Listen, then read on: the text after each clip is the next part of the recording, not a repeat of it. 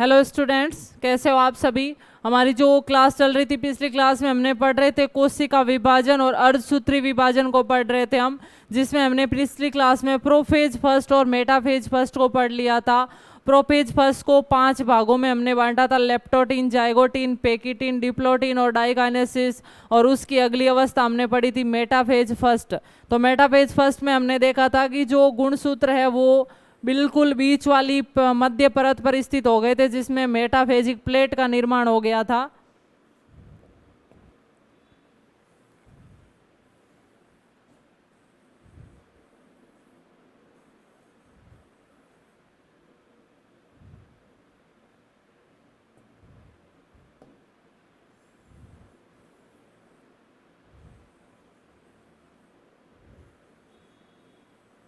तो मेटाफेज में हमने देखा था कि जो गुणसूत्र थे वो बिल्कुल भूमध्य मध्य इक्वेटर पर व्यवस्थित हो गए थे।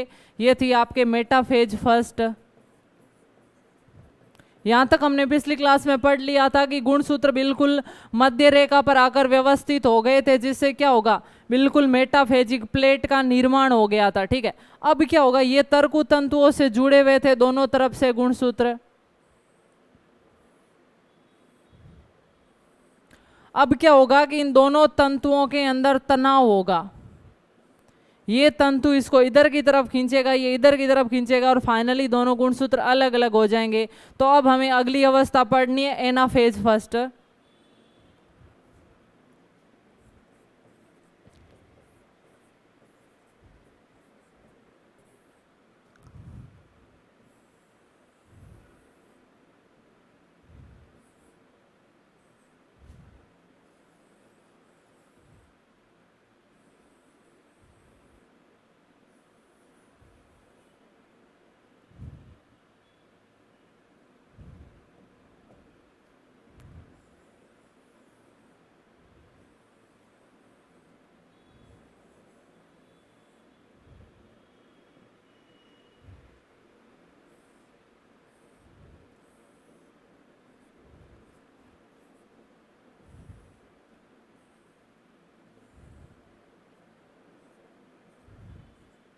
एनाफेज के अंदर क्या हुआ, गुणसूत्रों को खींचकर तोड़कर अलग कर दिया गया।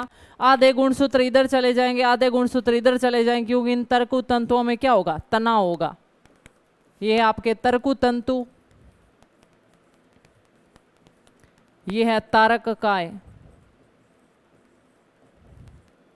और ये है गुणसूत्र। एनाफेज के अंदर क्या होगा, प्रारंभिक एनाफेज है, इसके अंदर ये बिल्कुल थोड़े थोड़े अलग हुए, और जो अंतिम एनाफेज होगी उसके अंदर गुणसूत्र है वो बिल्कुल साइड में चले जाएंगे।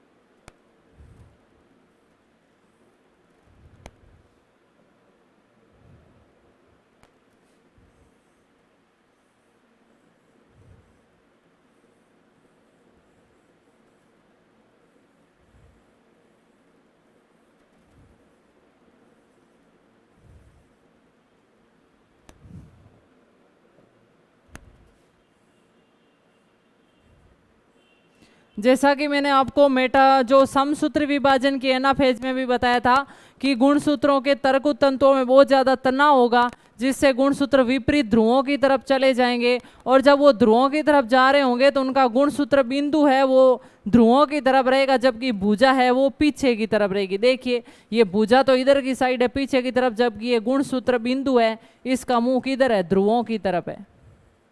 ठीक है, आया समझ में। तो ये आपके एनाफेज फर्स्ट, नोट कर लीजिए इसको।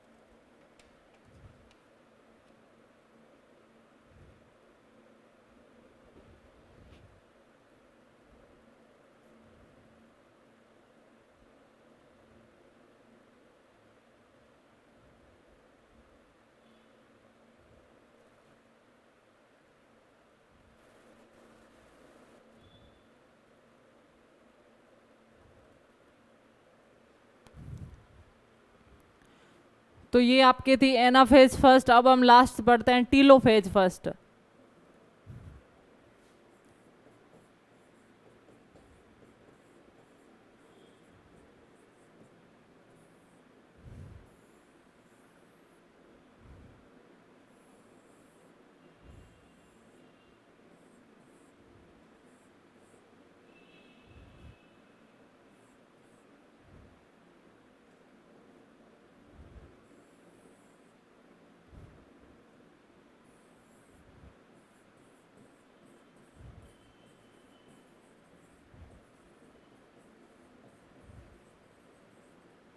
जो टीलोफेज अवस्था होगी इसके अंदर क्या होगा, गुणसूत्र संघनित हो जाएंगे, स्पष्ट नहीं दिखाई देंगे। केंद्रक झिल्ली है वो वापस बन जाएगी, इसके ऊपर अंतःप्रद्रवी जालिका बन जाएगी, माइटोकॉन्ड्रिया बन जाएगा, गोल्जी काय बन जाएगी, लाइसोसोम बन जाएगा।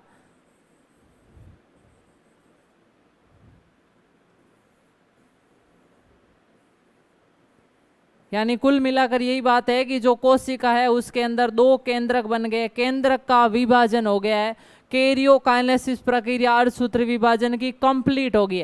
अब इस कोशिका के अंदर क्या होगा, कोशिका द्रव्य का विभाजन होगा। सेम वैसे ही होगा जैसे समसूत्री में होता है। इसके अंदर दो प्रकार का विभाजन होता है। देखिए कोशिका द्रव्य विभाजन किस प्रकार का होता है वो मैं बताती हूँ, पहले इसको आप नोट कीजिए।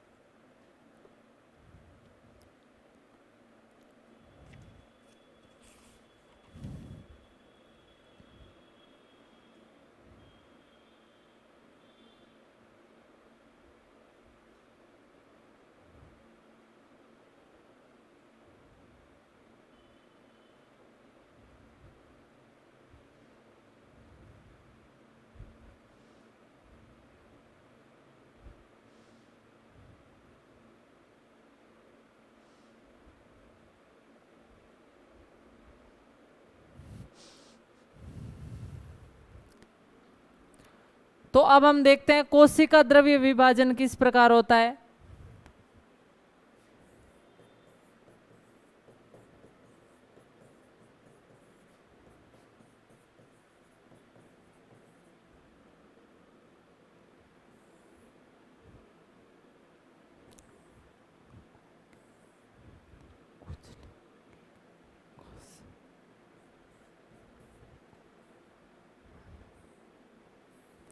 देखिए कोशिका द्रव्य केंद्रक विभाजन को कहा जाता है कैरियोकाइनेसिस और कोशिका द्रव्य विभाजन को कहा जाएगा साइटोकाइनेसिस।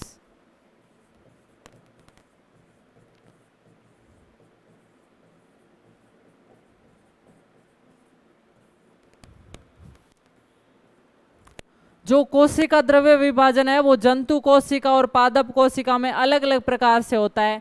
पादप कोशिका में होता है ये प्लेट विधि के द्वारा, जबकि जंतु कोशिका में होता है ये खांच विधि के द्वारा।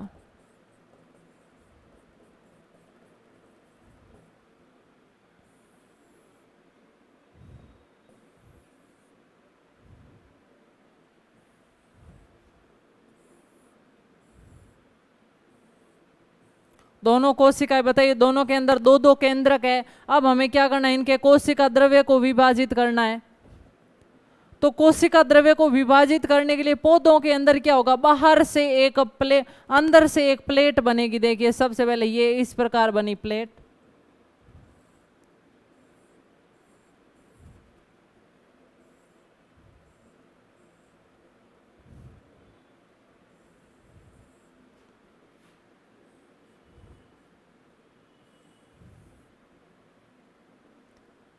ये प्लेट बाहर की तरफ जाएगी ऐसे, और एक नई पूरी प्लेट बन जाएगी जिससे कोशिका है वो दो भागों में बंट जाएगी।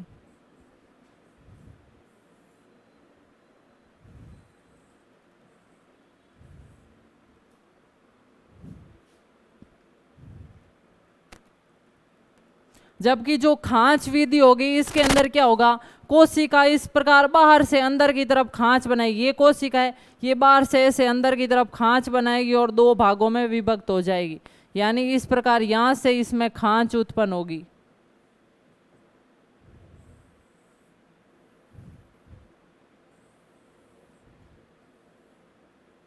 और इस प्रकार की खांच बन जाएगी, जिससे फाइनली दो कोशिकाएं बन जाएगी और दोनों के अंदर एक एक केंद्रक चला जाएगा। तो ध्यान रखना, प्लेट विधि होती है पादपों में, जबकि खांच विधि होती है जंतुओं में।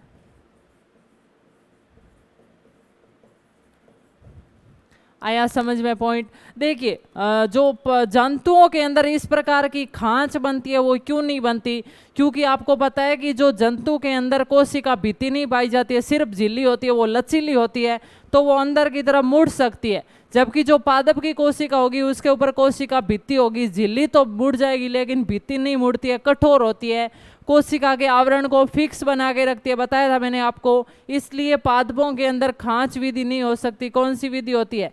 प्लेट विधि होती है। और जंतुओं के अंदर खांच विधि होती है। अब इस कोशिका से नई कोशिकाएं बन गई, कोशिका द्रव्य विभाजन होकर। ठीक है, तो ये आपके कोशिका द्रव्य विभाजन है। फिर इसके बाद हम देखते हैं कि अर्धसूत्री विभाजन सेकंड कैसे होता है।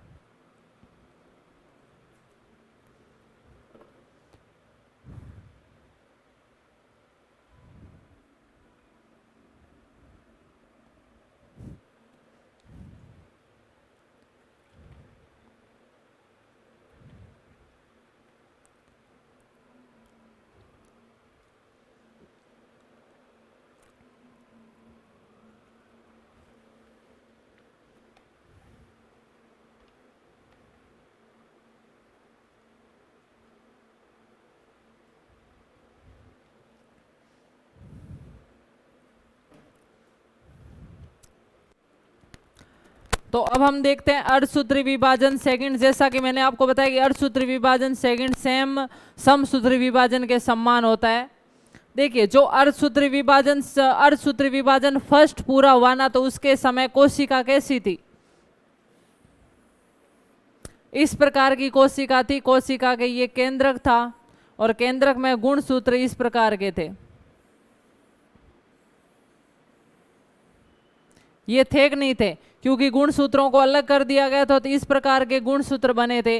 अब यदि इसके अंदर अर्धसूत्री विभाजन सेकंड होगा तो वो बिल्कुल समसूत्री के समान होगा। कैसे होगा? देखिए, ये सबसे होगा, प्रोफेज फर्स्ट होगी इसकी,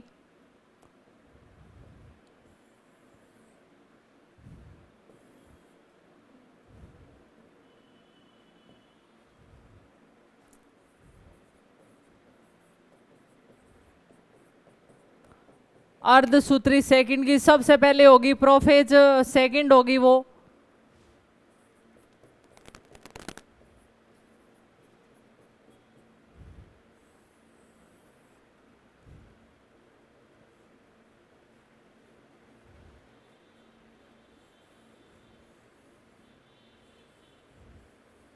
इस प्रकार के गुणसूत्र बने थे जब हमने अर्धसूत्री फर्स्ट पूरा किया था। तो गुणसूत्र दो गुणसूत्र जुड़े हुए थे, फिर उनको अलग कर दिया, तो हर कोशिका में इस प्रकार के गुणसूत्र आ गए।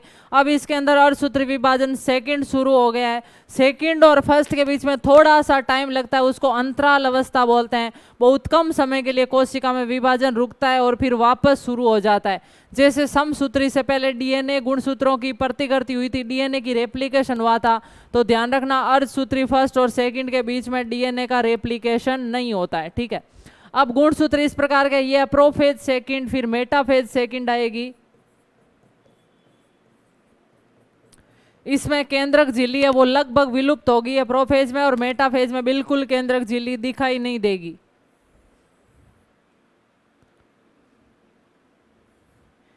ये तरकु तंतु विपरीत ध्रुवों की तरफ जाना स्टार्ट कर देंगे।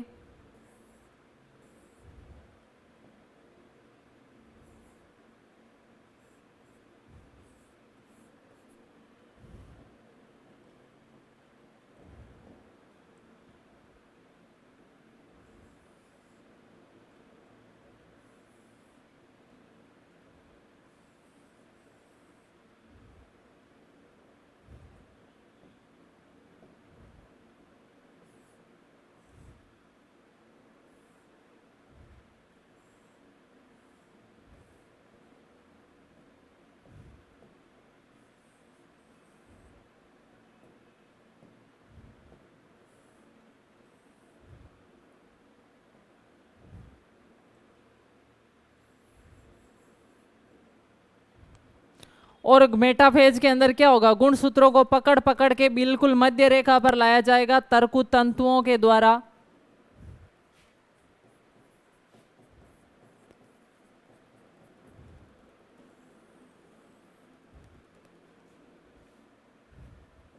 और एनाफेज के अंदर क्या होगा, इन गुणसूत्रों की क्रोमेटिड को बीच में से तोड़ दिया जाएगा।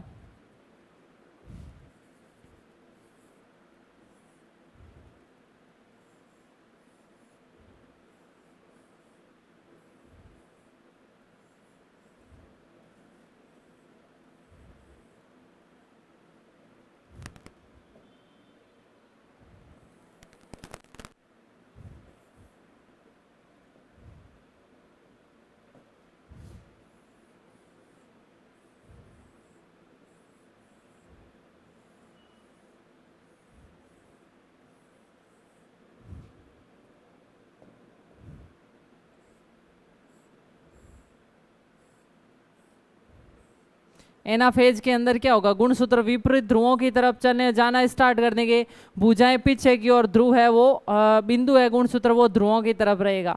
अगली आएगी फिर टीलोफेज सेकंड।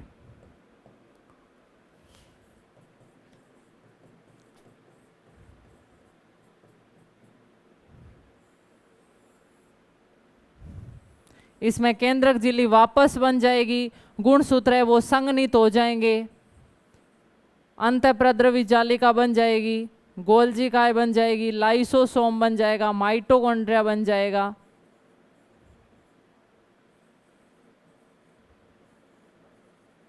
और कोशिका हो गई वो दो केंद्र को युक्त। फिर इस कोशिका के अंदर क्या होगा, कोशिका विभाजन होगा और इससे वापस दो कोशिकाएं बन जाएगी। ठीक है, तो हर कोशिका अर्धसूत्री विभाजन दो दो बार चलता है, यानी अर्धसूत्री विभाजन में एक माता से 4 कोशिकाएं बने, क्योंकि आधी तो बन गई अर्धसूत्री फर्स्ट में और आधी बन गई अर्धसूत्री सेकंड में। तो अर्धसूत्री विभाजन में एक कोशिका से 4 कोशिकाएं बनती है, जबकि समसूत्री में तो एक जैसा ही चला था, तो समसूत्री में एक कोशिका से 2 कोशिकाएं बनती है। दूसरा अंतर है, समसूत्री में गुणसूत्रों की संख्या मात्र कोशिका के समान रहती है, जबकि अर्धसूत्री के अंदर मात्र कोशिका को देखा जाए तो गुणसूत्रों की संख्या है वो आधी रह जाती है। ठीक है, तो इनका अंतर क्या है वो भी मैं बताती हूँ, पहले आप इसको नोट कर लीजिए।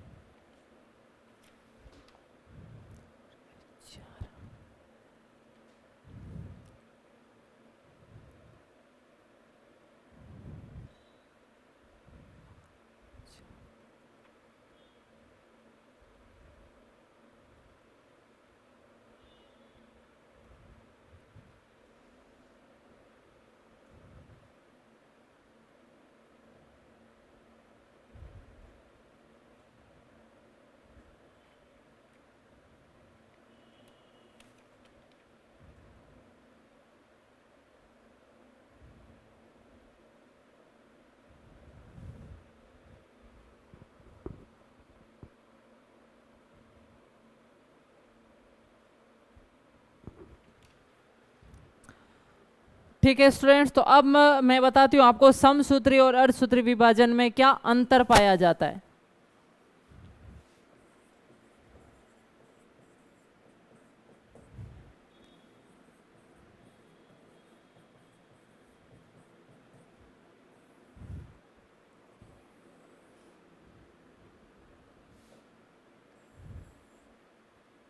देखिए, सबसे पहले तो इनके नाम क्यों दिए गए समसूत्री और अर्धसूत्री, क्योंकि समसूत्री के अंदर जो नई कोशिका बनेगी उसमें मात्र कोशिका में जितने गुणसूत्र थे उतने ही रहते हैं, गुणसूत्रों की संख्या समान रहती है, इसलिए इसको बोलेंगे समसूत्री।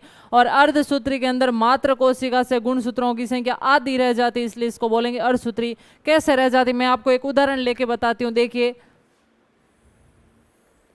सबसे पहले ये कोशिका थी, इसके अंदर मान लीजिए 4 गुणसूत्र थे।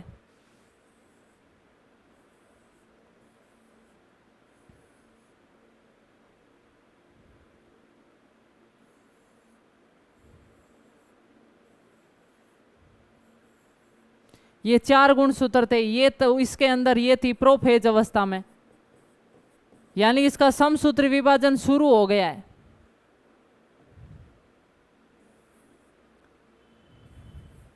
ये आपके पास ऐसी कोशिका थी जिसके अंदर 4 गुणसूत्र थे।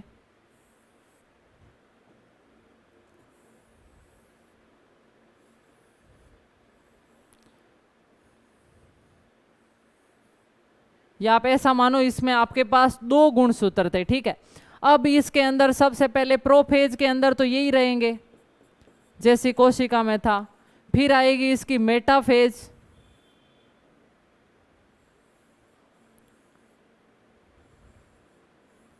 मेटाफेज के अंदर इनको साइड से जोड़ लिया गया।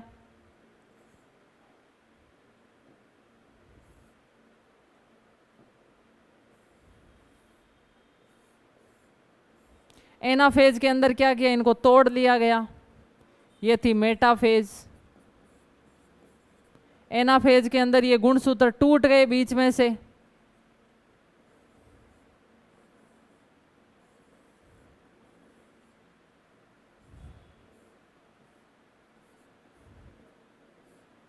टीलोफेज में क्या हुआ, ये अलग अलग हो गए।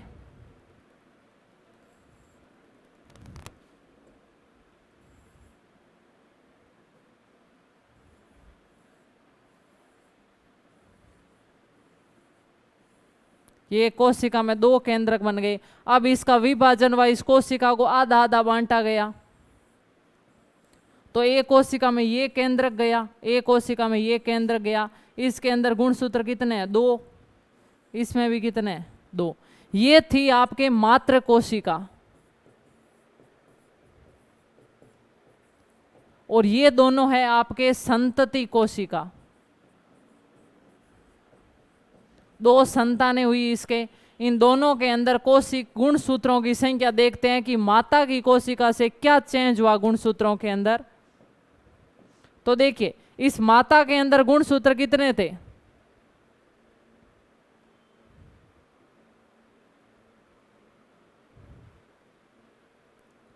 आपने मात्र कोशिका के गुणसूत्रों को क्या किया, यहाँ पे 2 गुणसूत्र थे।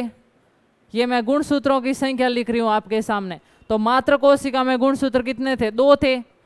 ये अभी भी मात्र कोशिका है आपके, देखिए मात्र कोशिका में गुणसूत्र थे 2, और संतति कोशिका में गुणसूत्र कितने, 2।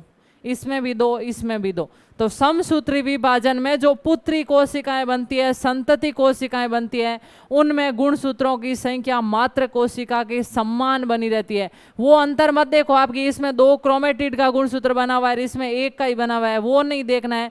हमें ये देखना है कि गुणसूत्र कितने हैं टोटल इसमें। ये अब क्रोमेटिड नहीं कहलाएगी, ये क्या कहलाएगी, ये कहलाएंगे गुणसूत्र, ठीक है। तो ध्यान रखना मात्र कोशिका के अंदर गुणसूत्रों की संख्या 2, और संतति में भी गुणसूत्रों की संख्या क्या होगी, 2। ये जो गुणसूत्र है ना, यहाँ पर कॉम्बिनेशन करेंगे ना तो ये जुड़कर 2 क्रोमेटिड के ही बन जाएंगे। तो आपको संख्या ध्यान रखनी है। अभी मैंने समझाने के लिए आपको इस प्रकार बनाया है कि मात्र कोशिका में गुणसूत्रों की संख्या 2, और दोनों संतानों के अंदर भी 2-2 गुणसूत्र, यानी समसूत्री विभाजन में पुत्री कोशिकाओं में, संतति कोशिकाओं में गुणसूत्रों की संख्या मात्र कोशिका के समान बनी रहती है। इसी के कारण इसको क्या कहा जाता है, समसूत्री विभाजन। अब मैं बताती हूं आपको अर्धसूत्री विभाजन में।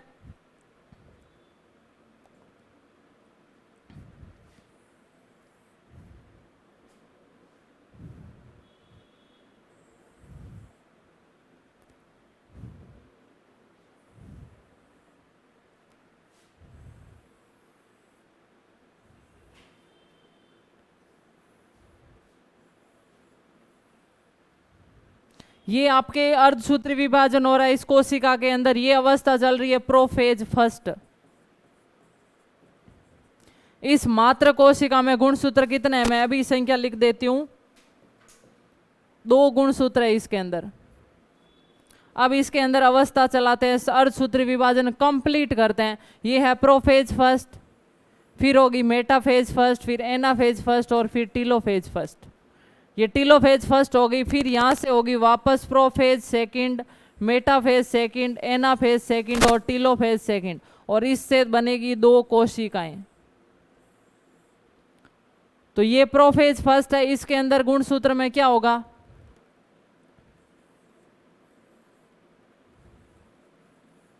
दो गुणसूत्र है, इनसे तर्कु तंतु जुड़े,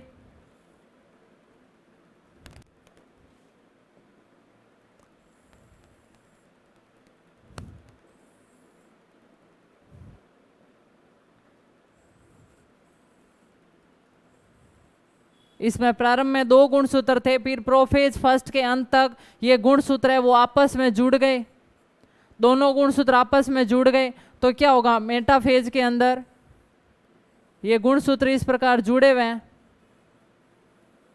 दो गुणसूत्र है अभी भी। एनाफेज के अंदर क्या होगा, इन गुणसूत्रों को अलग कर लिया जाएगा, ये अलग हो गए हैं। टीलोफेज में भी ये क्या होंगे, अलग हो गए, ये केंद्रक बन गया, ये केंद्रक बन गया।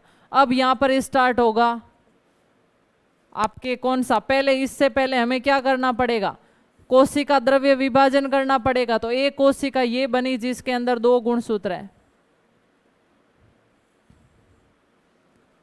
ये कोशिका द्रव्य विभाजन हो गया इस प्रकार का। अब ये नई कोशिका बन गई,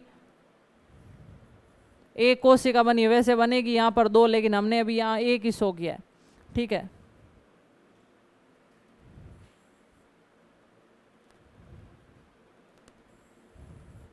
अब इसके अंदर क्या होगा, ये होगी प्रोफेज सेकंड, ये होगी मेटाफेज सेकंड,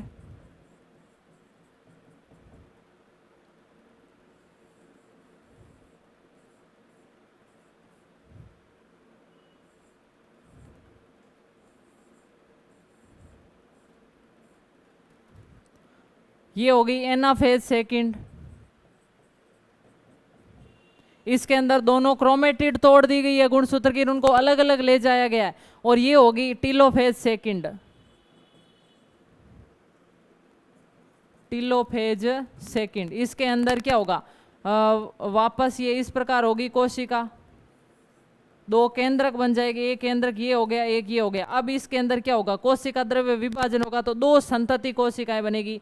इसके अंदर ये केंद्रक गया जिसमें एक गुणसूत्र, इसमें ये केंद्र गया जिसमें एक गुणसूत्र, तो ये कोशिका कैसी है, संतति।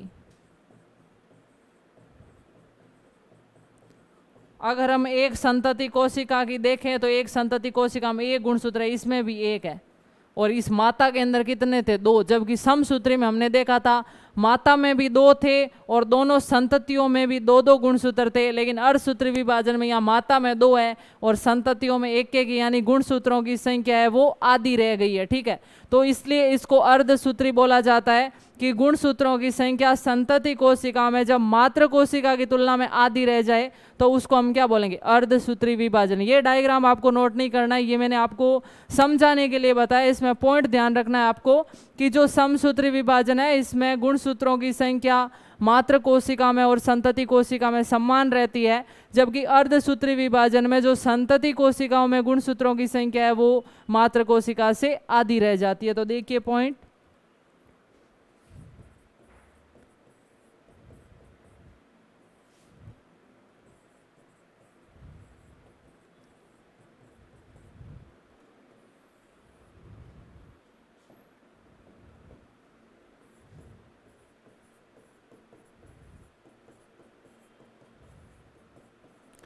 गुणसूत्रों की संख्या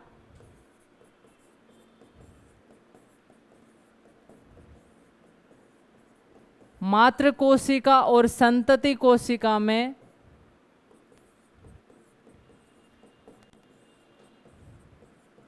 समान रहती है, और इसमें गुणसूत्रों की संख्या संतति कोशिका में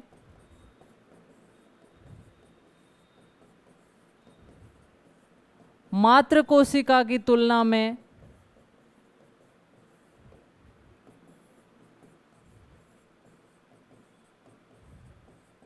आधी रह जाती है, इसलिए इसको बोलेंगे अर्धसूत्री विभाजन। दूसरा पॉइंट ध्यान रखना, जो समसूत्री विभाजन होता है इसमें एक कोशिका से दो नई कोशिका बनेगी, एक कोशिका से दो कोशिका बनती है, जबकि अर्धसूत्री विभाजन में एक कोशिका से चार कोशिका बनती है।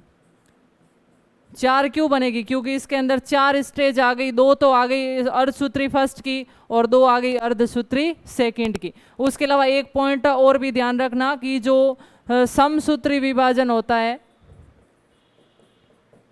ये हमारे शरीर की कायिक कोशिकाओं में होता है, सोमेटिक सेल्स में। देखिए हमारे शरीर के अंदर 2 प्रकार की कोशिकाएं होती है, एक होती है कायिक कोशिका, एक होती है लैंगिक कोशिका। जो वृषण और अंडाशय में कोशिकाएं पाई जाती है वो कहलाती है लैंगिक कोशिका, और बाकी जो शरीर के अंदर कोशिका पाई जाती है वो कैसी कही जाती है? कायिक कोशिका। तो शरीर की जो कायिक कोशिका होती है उनके अंदर कौन सा विभाजन होता है? समसूत्री।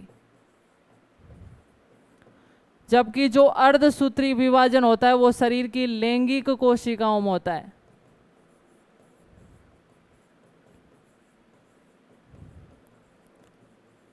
अगर हमारे कहीं चोट लग गई है, घाव भर रहा है, या स्किन की ऊपरी सतह है वो नई कोशिका बना रही है, तो कौन सा विभाजन होगा? समसूत्री। लेकिन यदि शरीर में गैमेट्स बन रहे हैं, युग्मक बन रहे हैं, शुक्राणु और अंडाणु, तो उस टाइम विभाजन कौन सा होगा? अर्धसूत्री। तो ध्यान रखना, उदाहरण है युग्मकों के निर्माण के समय कौन सा विभाजन होता है? अर्धसूत्री।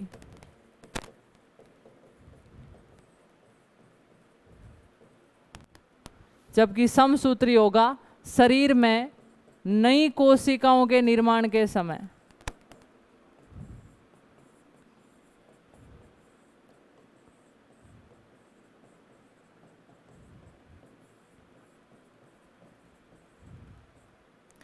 ठीक है स्टूडेंट्स, तो दोनों प्रकार के विभाजन हमने देख लिए। यहाँ तक हमने जो कोशिका विभाजन और कोशिका चक्र वाला टॉपिक था आपके पूरा कंप्लीट कर लिया। मिलते हैं नेक्स्ट क्लास में एक नए टॉपिक के साथ। तब तक के लिए आप सभी को धन्यवाद, थैंक यू, बाय बाय।